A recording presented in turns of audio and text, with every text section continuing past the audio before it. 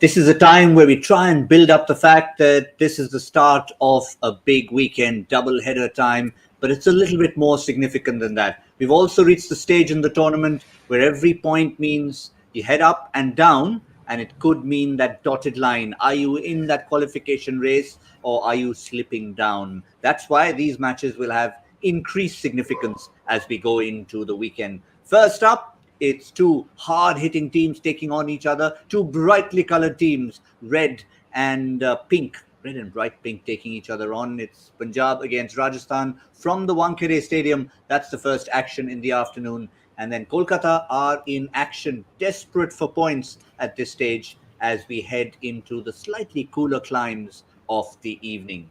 Here on Cricbuzz Live, we're going to build up to it all, look at possible scenarios, and also give you all the team news, the toss news, everything we can possibly get to you. Let's go and meet our guest, Lisa Sthalekar and Shaun Pollock in the house.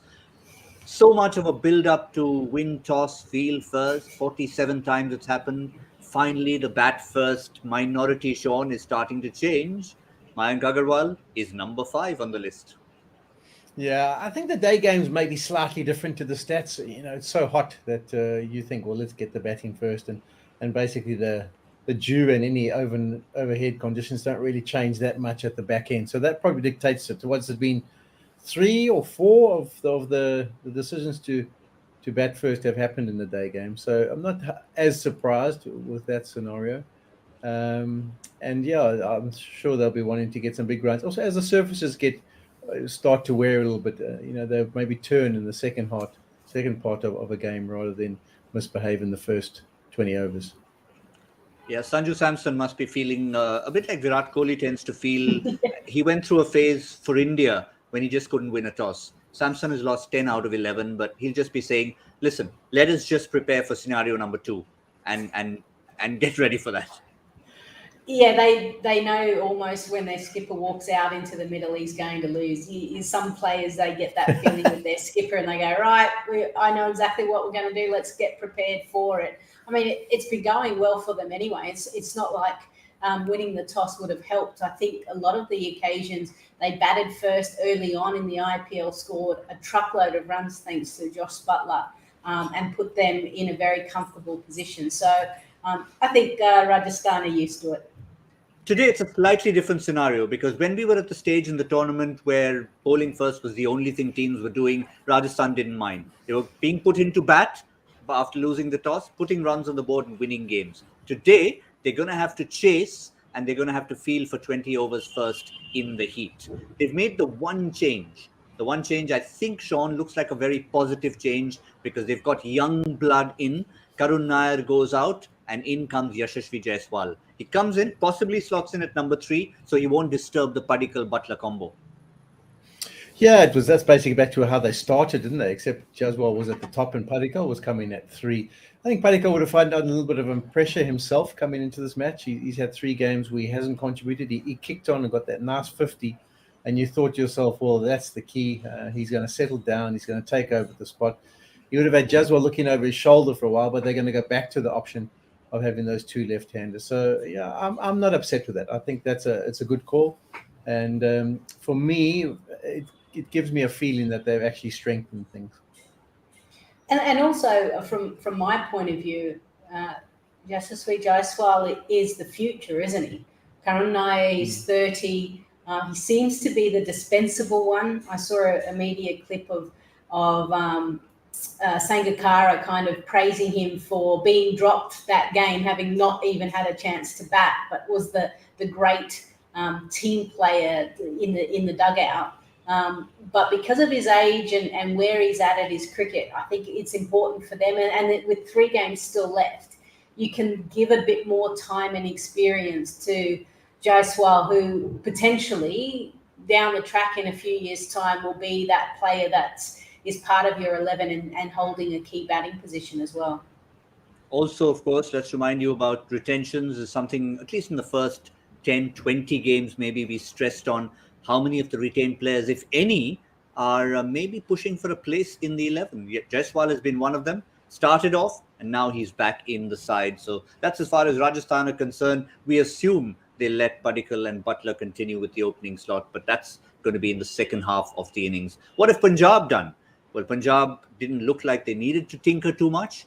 Historically, they've been a bit of a changing team. Now, Shaun, things are starting to change. This looks a settled lineup, and with Bhanuka Rajapaksa being that X factor who's contributing, I think they're managing to find a settled 11. Yeah, they are. I mean, we were concerned about what the contributions from the middle would be. But then all of a sudden they've struck a little bit of form, not in the form of Mayank Agarwal. We don't know where he's going to bat today. He floated in the last game. It probably would still be a case in point where Johnny Bairstow stays at the top and Mayank looks to come 3. But if they get off to a good start and then maybe get in Liam Livingstone a little bit earlier. But Rajapaksa says he's been good. But they weren't finding their straps as good as they can. I think Shikhar's been the key. He's really been the one that they can all bat around now, and he's settled things down nicely. And I think it was important. He was getting the runs, but the manner in which he's doing it now is also giving them a little bit more freedom to be able to come out and express themselves. Yeah, Lisa, Livingstone's batting position has been a talking point for a while. I mean, whenever they focus on the dugout, maybe around the 8th or 9th over, Liam, for some reason, maybe enjoys sitting at the back. But because he's sitting at the back, you've got Johnny Bairstow, helmet on, pads on. He's going to rush out. So if someone has to make a change, Liam needs to make his presence felt standing up maybe. Yeah. I mean, he's such a chilled character, isn't it? And Michael Vaughan kind of gave us a bit of an insight that, you know, he loves going to the pub back home with his mates. He hasn't changed at all as a person, and he's a very relaxed guy. So I think he prefers being at the back. Maybe I reckon he's a bit of a prankster as well within there. And when you're at the back, you can poke fun at everyone in front of you. But yeah, he's been so dynamic for them. And, you know, it's the age-old question that we often have, that if someone's going to strike it like that, give them more balls, because then they can do more damage. But it's also about where that person fits comfortably as well, and knowing that role, and knowing that I've got, you know, 20 to 30 balls to enjoy myself. And but yeah, he's going to be a key. He'll be a key to putting the icing on the top for when they post a total. Yeah, certainly will be. Last time around, of course, even at the toss, it's not often that one shot becomes a talking point, but they're still talking about that 117 meter 6, just because, Shaun, of the manner in which it was hit. And maybe it was a reminder to everybody, listen, if I'm sitting down, you can still call me. I'm available to bat higher up if you need me. Yeah, it's the nature of T20 cricket, isn't it? I mean, you'll often go away from tournaments. You know, a guy can have a very average tournament, but if he gets 100 or 25 balls, everyone remembers that. And it's the same with the batting and the big sixes that they hit. You know, you can have an average tournament, but if you hit 2 of the biggest monsters, you'll take the limelight for a period of time. But I think he's more than that. He's shown us that he can be a little bit more consistent. I think it's always, for me, been whether he can be consistent outside the 100. And he's shown that he's starting to find that kind of sink here in the RPL. So that's good signs for the team. But I think overall, Lisa, if we have a look at Punjab's batting approach, it's something we've been talking about probably from maybe game 2 or game 3, that they seem to have a method. It's about going hard. Then there was that one game when Shikhar Dhawan came out and said, look, sometimes you can go hard. Occasionally you need to play like I played today. And now we can sort of have a look at this breakdown. Look at what's happened in the last 3 games versus the first 7. Yeah, a huge difference, isn't it? They're not trying to go too hard within the power play, and having that extra wicket on hand has allowed them to explode the death overs. The middle overs are exactly the same, though the wickets is a huge column as well. And they've realised that you can't go hell for leather throughout 20 overs as much as they would like to. The pitches now are starting to hold a bit too paced. Spinners are starting to get a little bit more grip as well. So you've got to be a little bit more, there has to be a method to your madness. And I think also certain players didn't fire for them as well. The ones that they expected to clear the boundaries regularly, Shah Rukh Khan as well, you know, hasn't really paid off. So they've had to think of other ways, and they're starting to get it, and it's working. So, you know, you'll stick to a winning way. I think the other change they made, Shaun, is Mayank Agarwal, because he missed out one game with injury, and then maybe wasn't his fluent best. So obviously he wasn't going to drop himself, but what he did was dropped himself down the order. And I think that's that tended to be a good move because Bairstow was not obviously enjoying hanging around waiting. So does that work for you from their approach? Shikhar, Bairstow at the top, and then Livingstone, Mayank, Jitesh, and Rajapaksa waiting. Yeah, I'd be very surprised if it was just a one-off and Bairstow was only given that one opportunity. I mean, his record at the top of the order as an opener has been pretty good. It's been actually very good. His strike rate's up there, his average has been superb. So there's the facts for you, averaging 40 strike rate of 142, 650s and 100 to go with there. So, yeah, I don't have any problem with him going back to the top. Sometimes in team scenarios, it seems like a massive call. From the outside, you're thinking, well, what's wrong with sliding Mayank down the order? But in the team setup, it's like, well, as a captain, am I losing my control? Yeah. Am I showing that I'm out of form?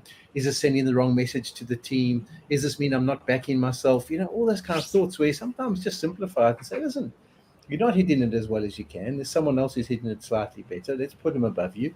And you try and play the other role until you find your feet. It's not a big thing. Every one of us goes through those times where we don't play well. So I would probably think they would go Bairstow again at the top of the order, and Mayank would probably go 3. I said unless things go really well according to plan, then they'll promote other guys above. I think the other thing as well that this IPL will throw up, and maybe it happened a little bit last year as well with the T20 World Cup happening in October, November. So then apart from those questions that you start to ask yourself, another one that you can add on to that, Polly, is, am I sending the right messages to the selectors for India or for my country, other countries, to say, hey, I'm sliding myself down, and am I putting myself out of contention for the Indian team? So, and that's it. That's a huge thing as well. It's a huge thing for all captains as well within this edition of the IPL, giving certain players opportunities and roles where they're almost rehearsing for the Indian team. Yeah, good call. Interesting. Lisa should mention that, because while of course the batters are obviously trying to fit their way into the Indian team, and we've talked about so many of them, from the Kohlis and the Rahuls and the Rohits and everybody trying to fit in, the spinners as well, and particularly the 2 spinners playing in this game, have had an interesting battle. When it comes to the T20 World Cup, when it comes to their respective franchises, Chahal always taking the lead. Then Rahul Chahal decides to overtake him on that flight to Dubai, and he gets ahead of him. Chahal comes back stronger, angrier, better. So it's been an interesting battle, probably serving India well, Shaun, this battle. Yeah, it is. It's motivating them to try and, obviously perform as well as they possibly can. But in all honesty, Yuzi wasn't anywhere near the right form when it came to the last World Cup. He was out of form. He was bowling flat deliveries. He wasn't confident to give it air. He had lost his mojo. I mean, and that happens to you as individuals. Whereas Chahal, he was bowling with a lot of confidence. He was playing in a team that was winning comfortably. And those are easy scenarios and circumstances to present your best kind of form. There's no doubt Yuzi's got his form back. He's really starting to look the part again. You can see that little bounce in his step. He's got the deliveries coming out nicely. So I would think he would be firm favourite now to go to the next World Cup. I just like to see him back. He's such a nice character. We've spent obviously a bit of time with him at Mumbai, and he's so much fun that when things are going well in the field, it really is just a nice package to have in the team environment. Yeah, he rates himself very highly as a batsman, just in case you were wondering. Just before the match today, he snatched Liam Livingstone's bat. He was showing a thing or two about how to hit the ball, maybe throwing him off his game. We don't know. But yeah, it's great to have characters like that in the dressing room, Lisa, because I don't know enough about Rahul Chahal, but I've spent enough time, like Shaun said, with Yuzi Chahal to know what he brings. Yeah, you can just see it, can't you, in the social media clips. Obviously, never been around him, but he does seem to be the type of person, regardless of what's going on. He's the clown. He's the fun element within that side. And you need those. You need those characters, the quirkier ones that are willing to poke fun at senior players as well. It doesn't matter who they are. He's willing to probably have a bit of fun with all of them. And the relationship that I've noticed as well that he has with the internationals is really important. So he may be a nice little bridging gap as well for the rest of the Indian domestic players with the internationals. And I think that is actually one of the most crucial things when you come to the IPL as well. Interesting one that you should mention. The relationship with Buttler has been one that's been sort of probably pushing both of them, because there was a time with the orange and the purple cap that they were swapping it around, doing little social media clips. It sort of helps that you're scoring a few runs and taking a few wickets. You can flaunt it a bit, Shaun. Yeah, you can, and have a bit of fun with it. Maybe have a few comments about the competition. When he was at Mumbai, he made good mates with Andrew Simon, so we were a bit watchful about that relationship. We were concerned as to what Simo would get him to do, but they got on like a house on fire. And the funny thing about it was, at that stage, Yuzi obviously hadn't made any international aspirations, wasn't barely playing for the Mumbai Indians, but just the confidence of hanging around with Simo meant that he started to back himself a little bit more. And every once you get this cheeky comment to some of the star players. And in many ways, as a youngster, you have to get to that frame of mind where you get a little bit of self-belief and you're prepared to maybe make a cheeky comment, because that shows you growing in confidence. Yep, that's as far as Chahal and Chahal are concerned. The spinners, the batsmen, the hard-hitting approach, but don't count the fast bowlers out. We don't want to feel that we've forgotten about them just because it's the second half of the tournament. Pitches are getting slower. But having said that, Lisa, I'll come to you first and then to Shaun. A few big names in the tournament, be it batsmen, spinners, or bowlers. If you were to list them and talk about anyone who hasn't reached expectations, one name that would come to mind is Trent Bolt. I mean, he himself sets the standards, but for the fans and for even the franchise, there's been a few moments, but that's about it. Yeah, there has been a few moments, and they tend to come more in the power play. And we've kind of known and loved him for what he's been able to do at the death, whether it be at Mumbai or even Delhi as well. So the numbers don't quite stack up for him. You know, sometimes also changing a franchise, the relationship with the skipper and where you want to set your field, and also the pitches and reading it. You know, that economy rate of 13.63 at the death overs is something that Trent would be acutely aware of and would not be happy with doing what he's been able to do, and also only picking up 2 wickets. So, you know, whether teams have started to figure out his plan and they're targeting those areas and they know the field that he's going to set, or he's just not getting it right. They may need to look at potentially not bowling him in the death and using his overs up early. Yeah, he's never been a death overs specialist. But having said that, just with the makeup of that side, he is ending up having to bowl the odd over at the death. And he's a quality bowler, Shaun. So, I mean, what does a bowler like him, like a Shami or an Umesh, who are so top heavy, try and do to adapt? Yeah, you do have to come with bits. I mean, I was watching him the other day and just thinking to myself, not really shaping it up front as much as he did. You know, we've seen quite a few games. In fact, the last game he bowled, I was more impressed. I think it was at the Brisbane Stadium, where he did get the ball to swing nasty, crashed into a couple of pads, but it was just sliding down. So there can be little things, you know, that make a difference. Also, in the Mumbai situation, sometimes when he'd come on to bowl at the death, the team would be 7 down, and you bowl into the tail enders, and they can't really lay bat on ball. Whereas he's found himself a little bit more in pressure situations, and he's only bowled the 8 overs. At the back end, and you know, if you bowl 2 good ones tonight and pick up 3 wickets in a short space of time, those facts and figures look a lot better. But it has been like he's almost just been forced into a slightly different role to something he'd be comfortable with. But for me, I would always want him to be striking up front. You know, for me, I think that's where he's at his best, when the ball's moving around. And then whatever you get from him at the death, I'm willing just to accept. So I think even though his figures are better in those initial power plays, he'd still want to be a little more formidable and get that ball to swing around again. Yep, and he has done that in the past. Every time we have a Mumbai game, we look at that little gap where Bolt's name is missing from the Mumbai franchise. And when he used to perform for Mumbai, of course, there were those thunderbolts up front, but he would also contribute a little at the depth. But when it comes to teams, we've discussed individuals threadbare. Now, at the very start, I said second half of the tournament, points table, movements will make a huge difference at this stage. Well, second half has not always been great for most teams. Whether or not it's a pattern or whether it's just the fact that, yeah, you're going to lose games sometime, I suspect, Lisa, that there are some teams who come hard up front and they're starting to maybe put a few L's together. Big one that stands out there, Bangalore, 3 L's in a row. Hyderabad haven't won anything in the second half.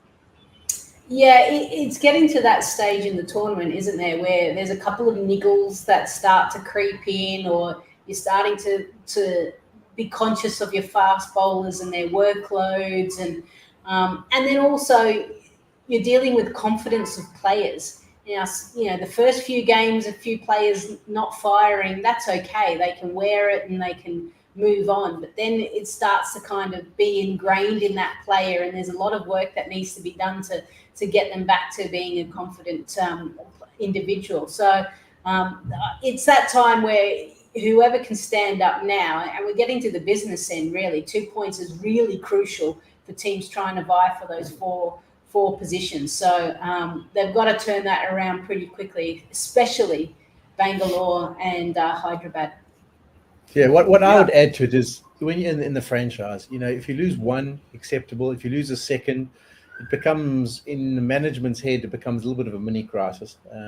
You want to try and get a win soon after. You don't want to go 3 losses in a row, because what it does is it affects the confidence. It also affects selection.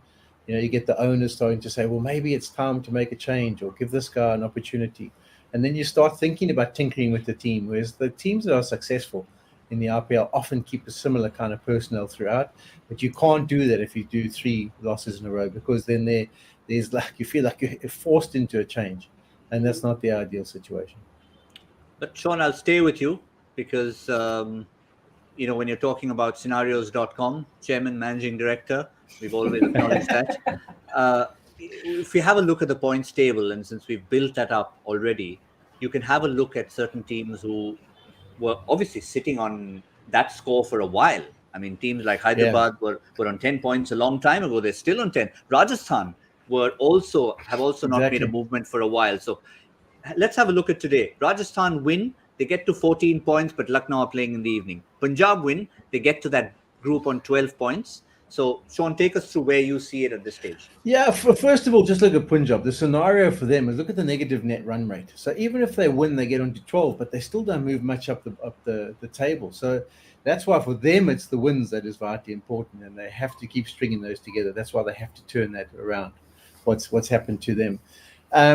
Whereas, for me, after this weekend is where I feel that really scenarios.com kicks in, because what you do is you start working out, okay, say, for example, Bangalore playing Delhi, so one of them is definitely going to get a victory. Therefore, they'll go to 14 points. Therefore, the net run rate is going to be important for Bangalore, sitting at negative 0.44. They can't afford to lose. Gujarat, for me, unofficially, I'm giving them a Q, because there's no way I'm believing that 16 points and a positive net run rate. For me, in my scenarios, I reckon they qualify. I don't have any issues with them. And Mumbai and Chennai, sorry, doesn't matter what you do, you can sit in your head. You guys are not getting anywhere near the qualification this year. But I think after these 4 games, that's why the weekend it's almost like the 3rd or 4th day of a test match. It's moving day. You've got 4 games that happen so quickly, and then on Monday morning, get into the office, reassess, have a management meeting, and say, okay, this scenario needs to unfold, and we're going into the business end of the tournament. Yeah, I must confess, a couple of days ago, before Gujarat started their 2-match losing streak, we were saying, yeah, well, they're comfortable on 16, but what if they were to go on a losing streak? What could possibly happen? Let's say they stay on 16 till the end of the tournament. But Shaun's been generous. He's given them an unofficial cue, Lisa. But below that, let's assume that 16 sort of keeps them somewhere in that 2nd, 3rd spot. There's going to be a bit of a logjam happening, because we've got Bangalore playing Hyderabad, Chennai playing Delhi over the weekend, and of course, Kolkata trying to move up the table, assuming they can do that and keep Lucknow at 14. Yeah, it's starting to get really busy, isn't it, in that middle top, and the net run rate is crucial. So Bangalore with the negative 0.4, and also Punjab with negative 0.2. They're at a huge disadvantage to the other side. So it's like they need to win, and they just need to win big. That's all they can. It's not necessarily focusing on other results. Just try and keep it in your ballpark, in your area where you can control the controllables, and be in a comfortable position to win. And if you get a chance to be able to knock a side over quickly or chase down the runs quickly, they have to put their foot on the throat. Hold on, the so chairman let's go, if you go Yeah, if you go back to the table, let's take one case in point about scenarios.com. Let's just have a look at Bangalore, right? They're they've played 11, they've got 3 more games to go. Their win percentage, they've won 6, they've lost 5. So that's not even 66%, all right? So now they end up winning 2 of their last 3. They get to the same points as Gujarat at 16, but their negative net run rate is going to hold them back, unless, of course, they win comfortably or whatever. So they've got it all to do. Whereas Gujarat in many ways, if they don't lose badly, they're sitting on 16. I'm giving them a Q. Fine. He just wants to give him a cue, doesn't he? If a scenario arises and we like find something crazy happening, we're going to save this clip and play it back to you. And Yes, please. the chairman's job will be on the line. No problem. Bring it on. All right, but at the bottom, I mean, let's just sort the bottom out. Shaun, Lisa, both of you. Mumbai obviously went through a stage when they got past the point of no return. What about Chennai? 4 games to go. 4 twos are 8 and 6, 14. That's not enough, is it? No. That last loss killed them, didn't it, Shaun? That's what I told you. They're as good night nurse. That's where Kolkata are in that scenario. They're in big trouble now, because if they don't win today, they're going to get to 14 with 3 wins after that. And it's not like they've had the form where you would think they can string 3 unbelievable performances together. So, yeah, that's why I say Monday morning management meeting for scenarios.com. All right. Well, if Chennai are good night nurse, Kolkata have got a stage where the nurse is in the room. She's saying, "Can I leave for the night?" And the ball is in their court now, Lisa. Yeah, correct. I think that's all you can, as players, that's all you can do. Management can go through everything that they want to go through, but at the end of the day, the players just need to be able to go out there, play their game, focus on what they need to do to contribute that will help their side get across the line. That's all you can do as a player. So let everyone else worry about all of the things and the scenarios that need to happen, but you just need to do your job out there. Just break it down and simplify it to that. Well, one thing's for sure, whatever ends up happening, it's going to be a cracker of the last few games, because 10 teams, slightly different calculations. We weren't sure, teams weren't sure, and now it's starting to unfold. The very fact that a high-flying, top-of-the-table team like Gujarat is only hanging on to an unofficial queue at the moment tells you how close this table is. One thing that is sure is the joy factor questions. There is a definite question and a definite answer. The answer you won't have to wait till Monday. We'll give it to you tonight. But for now, let's give you the question. Simple as that. Joy's done the hard work. Let's put it in front of you. Here's the question. His highest first-class score is 181 for Yorkshire against Glamorgan. That's a good matchup there. But more prominently, he has a statue in his honour in the town of Barnsley. Name the cricketer. Barnsley, Yorkshire, Glamorgan, 181. I wonder if that's throwing you off or not. But hashtag Cricbuzz Live, get the answer back to us. I can tell you both Shaun and Lisa had a bit of a stab at it, but we're not going to give you any hints for the moment. It's like the first time I've actually looked at it and gone, oh, I actually think I know. It's a very exciting day for me. Let's just lock this in as a, what is it, 7th of May as a good day, because I understood joy factors question. Yeah, we're saving all these clips, Lisa, for your question, for scenarios.com. So much happening here. And of course, there's so much happening over the weekend on Cricbuzz Plus, because Joy, busy with the quiz question, busy with retro reels, so much happening there. Take you back in time. It's relevant to cricket, but it could be about other sports. It could not be about sports at all. That's the beauty of it all.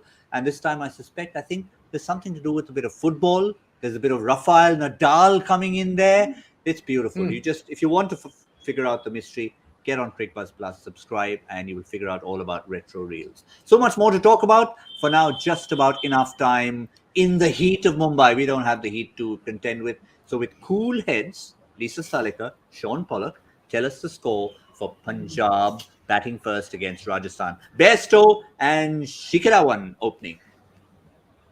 Go, Lisa. 183. 183 MSD. All right. Yeah, okay. Can you believe 177 was yesterday, wasn't it? I can't believe the day I don't make my prediction. Yeah. I'm going 177. 177 is coming good. 183, 177. It's so hot. Can't they score a few more? 191 maybe? Let's see. I'll try. Johnny B's hit the first ball for 4. He looks like he's in the mood. He's had another boundary. Yes, I'm sticking to it. 191, 2 boundaries from Johnny B against Trent B. It's all happening out there at the Wankere. Luckily, we're in the air conditioning. Hopefully, wherever we are, we will be back in the 10th over on Cricbuzz Combox. For now, from Lisa, Shaun, and myself on Cricbuzz Live, that's all we have on this build-up show to a long weekend ahead.